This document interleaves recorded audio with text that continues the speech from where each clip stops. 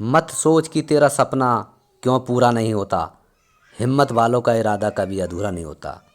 जिस इंसान के कर्म अच्छे होते हैं उसके जीवन में कभी अंधेरा नहीं होता। हेलो दोस्तों, पुनः हार्दिक स्वागत एवं अभिनंदन करता हूं आपका अपने YouTube channel Ajit Singh English career point में।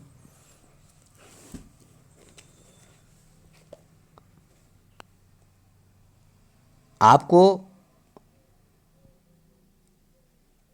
सपनों को पंख लगाने के लिए आपका अपना चैनल तत्पर है। अब आप सभी कन्फ्यूज़न को वाय वाय कहिए, क्योंकि इस पर जो भी जानकारी दी जाती है बिल्कुल सटीक और सही जानकारी दी जाती है। हम कोशिश करते हैं कि पूरी तरीके से आपके कन्फ्यूज़न को ख़त्म कर दिया जाए। इसी के साथ साथ आज हम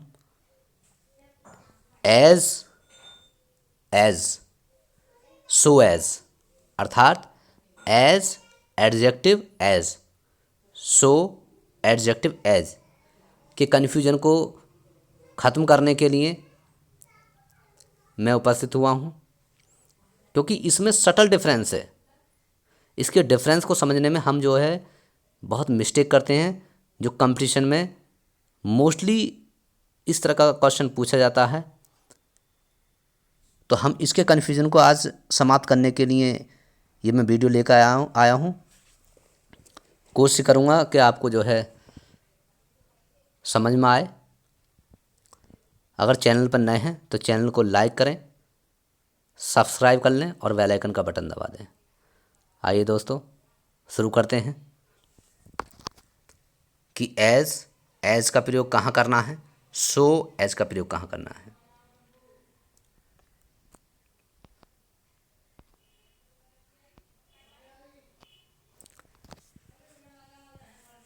एज का प्रयोग तुलनात्मक वाक्यों में, तुलनात्मक कॉम्पेरेटिव डिग्री, यानी कि तुलना जब की जाती है कि वो समान है, ये क्या है, में सिमिलरिटी यानी कि समानता, लाइकनेस का मतलब भी समानता होता है, व्यक्त करने हेतु किया जाता है।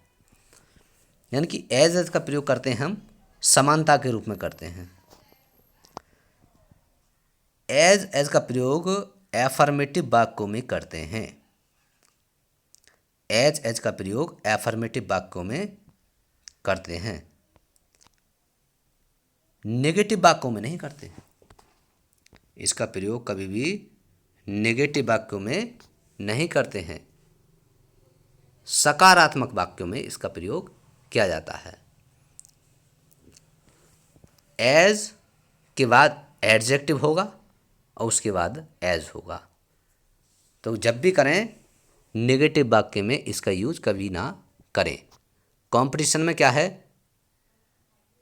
आपको इसी तरह की मिस्टेक सेंटेंस में दी जाती है जो आपको सही करनी होती है। पूछा जाता है कि इसमें कौन सा पर्सन सही है, कौन सा पर्सन गलत है। तो अगर as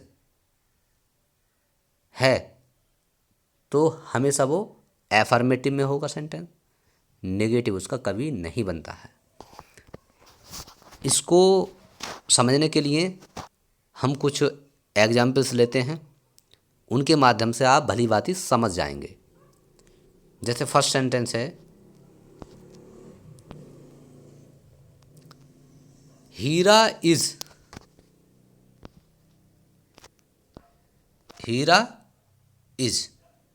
as tall as Ram. Hira is as tall as Ram अर्थात हीरा राम के समान लंबा है। हीरा इज है एज टॉल एज राम, उतना लंबा जितना राम, अर्थात हीरा राम के समान लंबा है। यदि हम इस सेंटेंस में इस प्रकार लिखते हैं कि Hira is not as tall as Ram, तो ये सेंटेंस क्या होगा, हमारा इनकरेक्ट होगा, गलत होगा। क्योंकि एज वाले वाक्यों में नॉट का प्रयोग नहीं करते हैं। समझ गए?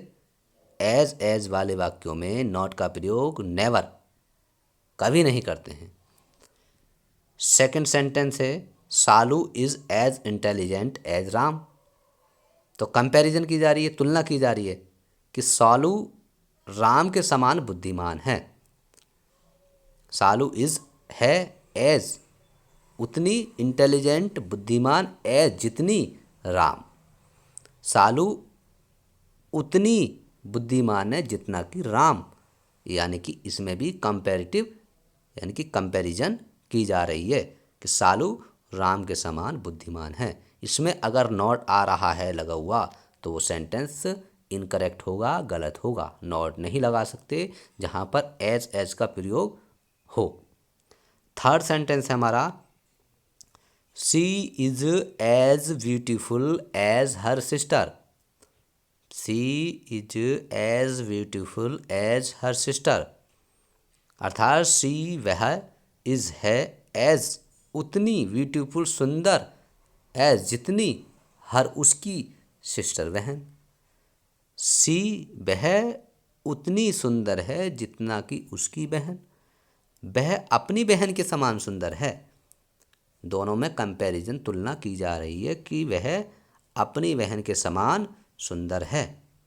तो इसमें भी अगर एज दे रखा है, देखिए एज उसके बाद ब्यूटीफुल एडजेक्टिव हो गया, उसके बाद एज हमारी कंजक्शन हो गई। एज हमारी कंजक्शन हो गई, ब्यूटीफुल हमारा एडजेक्टिव हो गया और उसके बाद हमारी एज कंजक्शन हो गई। तो इसके बीच में एज के बीच में क्या आता है? एडजेक्टिव आता है। तो एज यहाँ पर है उस सेंटेंस में हम नॉट का प्रयोग कभी नहीं करते हैं, क्योंकि इसका जो यूज़ है वो सदैव एफर्मेटिव सेंटेंसों में ही किया जाता है। नेक्स्ट सेंटेंस पे चलते हैं हम।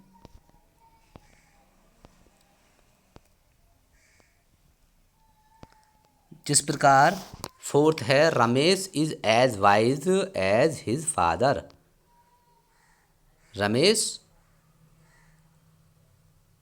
का तात्पर्य होता है रमेश, इज मीन्स होता है एज मानी उतना, वाइज मानी बुद्धिमान, एज मानी जितना, हिज मानी उसके, फादर मानी पिताजी। यानी कि रमेश अपने पिता के समान बुद्धिमान है। कंपैरिजन की जा रही है पिता के बीच में और रमेश के बीच में। तो रमेश अपने पिता के समान बुद्धिमान है। तो देखिए एज उसके बाद आया है वाइज जो एडजेक्टिव है, फिर उसके बाद में एज आया है जो conjunction.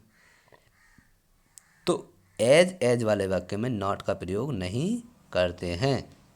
Fifth sentence Savita is as clever as her brother. तो सविता इज है एज उतनी क्लेवर चालाक एज जितनी हर उसके ब्रदर भाई। सविता अपने पिता के सॉरी यहाँ पर थोड़ी मिस्टेक हो गई है। सविता अपने भाई के समान चालाक है। सविता अपने भाई के समान चालाक है, तो इसमें भी नॉट नहीं है। सिक्स है Rekha is as weak as her brother. Rekha is है एज उतनी वीक कमज़ोर, एज मानी जितना कि हर ब्रदर उसका भाई। रेखा अपने भाई के समान कमज़ोर है। तो रेखा अब यहाँ पर एज और वीक हमारा एडजेक्टिव हो गया, उसके बाद में कंजक्शन एज हो गई, यानी कि दोनों कंजक्शन के बीच में एडजेक्टिव है।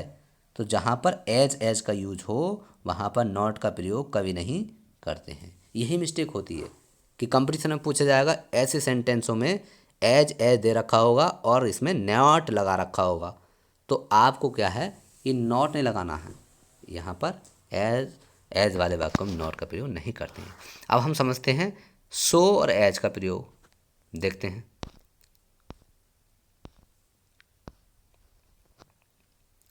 सो एज का प्रयोग डिससिमिलरिटी व्यक्त करने हेतु किया जाता है। डिससिमिलरिटी का मतलब होता है असमानता, यानी कि उनके अंदर कुछ समानता नहीं होती है, लाइकनेस नहीं होती है। तो सो एज का प्रयोग करते हैं जहां पर असमानता व्यक्त करनी होती है। सो एज का प्रयोग सदैव नेगेटिव वाक्यों में करते हैं। देखिए ये समझने वाली बात है, यानी कि एज का प्रयोग जब हमने पढ़ाया पीछे तो उसमें नेगेटिव में नहीं करते थे, उसका प्रयोग अफर्मेटिव सेंटेंस में करते थे। लेकिन इसमें सो और एज का प्रयोग सदैव किस में करते हैं हम? नेगेटिव वाक्यों में ही करते हैं। किस में करते हैं? नेगेटिव वाक्यों में, नकारात्मक वाक्यों में, जिसमें नहीं आया हो। जैसे फर्स्ट एग्जाम्पल के माध्यम से हम समझेंगे।